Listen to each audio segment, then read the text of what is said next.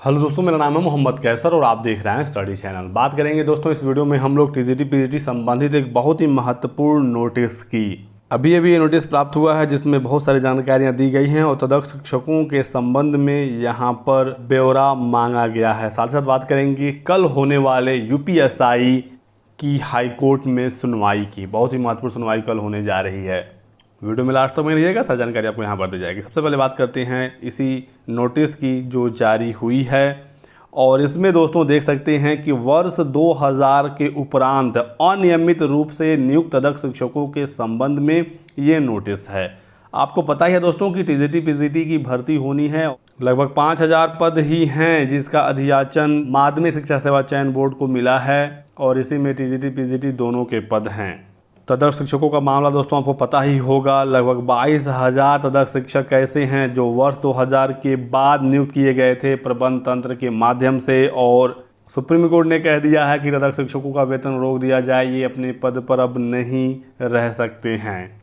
लेकिन सरकार की मेहरबानी है कि ये अभी भी अपने पद पर बने हुए हैं। इनकी काफ़ी अच्छी पकड़ बताई जाती है शासन में, जिसकी वजह से इन्हें वेतन प्राप्त हो रहा है।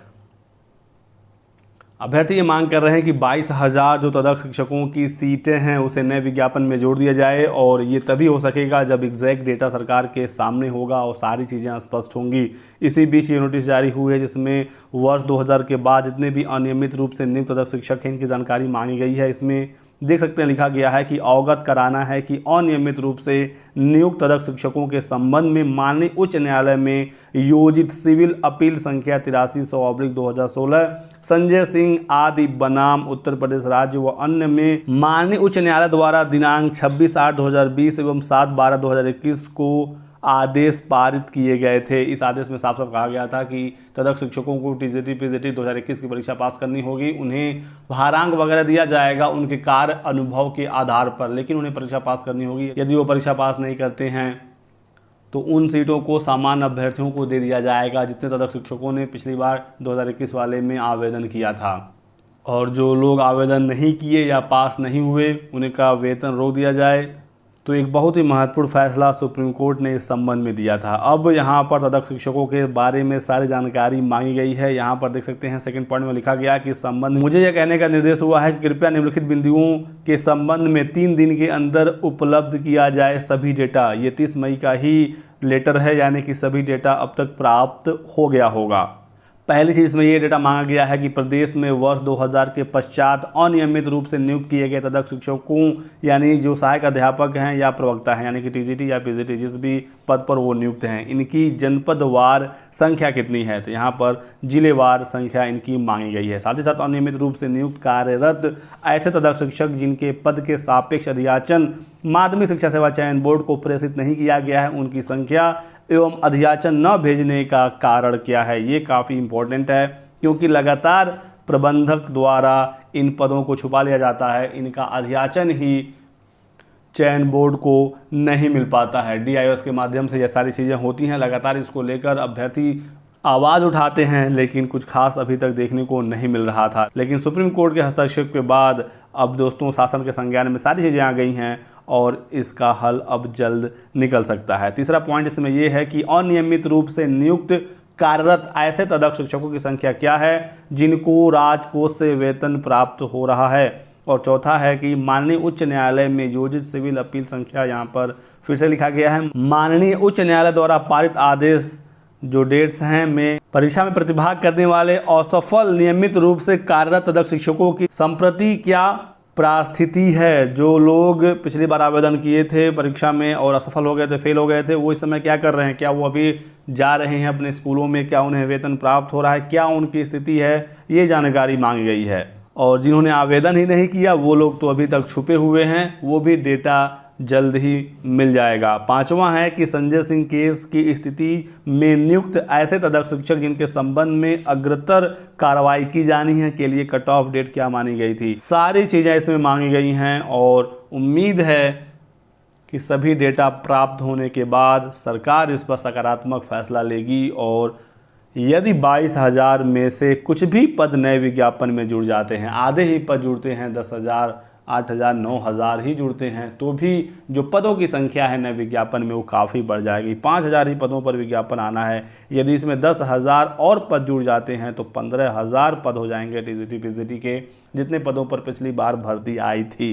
अब जुड़ना नहीं जुड़ना ये तो अब सभी डेटा प्राप्त होने के बाद ही पता चलेगा और इस पर शासन स्तर पर ही फाइनल फैसला लिया जाना है। लेकिन दोस्तों बहुत सारे छात्र तो यही पूछ रहे हैं कि क्या विज्ञापन आएगा या नहीं आएगा, हम तैयारी करें या ना करें। दोस्तों आप बिल्कुल मान लीजिए कि विज्ञापन टीजीटी पीजीटी का आना है और आप लोग तैयारी शुरू कर दें। यदि आप अभी तक तैयारी नहीं कर रहे हैं तो आप बहुत बड़ी गलती कर रहे हैं। अचानक से एक दिन नोटिफिकेशन आ जाएगा और फिर आपके पास समय नहीं बचेगा तैयारी करने का।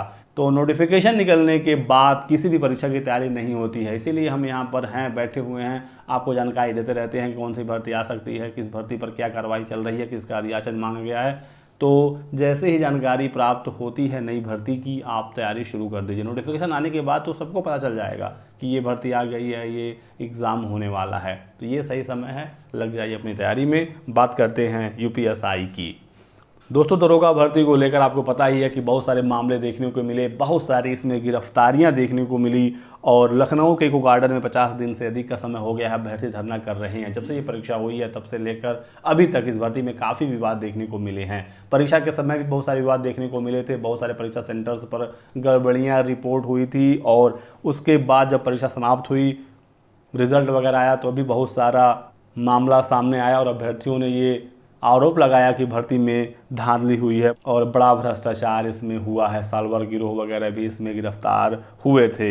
लेकिन जब से इसकी डीबीपीएसटी शुरू हुई है तब से विवाद और बढ़ गया और लगातार यहाँ पर गिरफ्तारियाँ देखने को मिली। बहुत सारे छात्रों ने तो अपना डीबीपीएसटी ही छोड़ दिया, वो अपने रेस में पहुँचे ही नहीं क्योंकि उनको पता था कि वो पकड़े जाएंगे। बहुत सारे एफआईआर इसमें हो चुके हैं। अभ्यर्थी लगातार ये मांग कर रहे थे कि इसकी एसआईटी जांच की जाए, भर्ती में भ्रष्टाचार हुआ है, लेकिन एसआईटी जांच नहीं हुई। अभ्यर्थी चले गए थे कोर्ट और कल 7 जून को इलाहाबाद हाई कोर्ट में यूपीएसआई की पहली सुनवाई होगी। अभ्यर्थियों ने काफ़ी मजबूत तथ्य अपने लगाए हैं। अभी तक का जितना डेटा है परीक्षा से लेकर अभी तक डीबी तक सबको इकट्ठा करके कोर्ट में लगाया गया है और अभ्यर्थियों की स्थिति काफ़ी इसमें मजबूत है। अभ्यर्थियों की मांग ये है कि भर्ती प्रक्रिया पर तुरंत स्टे लगाया जाए और उसके बाद एसआईटी से जांच कराई जाए, उसके बाद ही भर्ती की प्रक्रिया आगे बढ़े।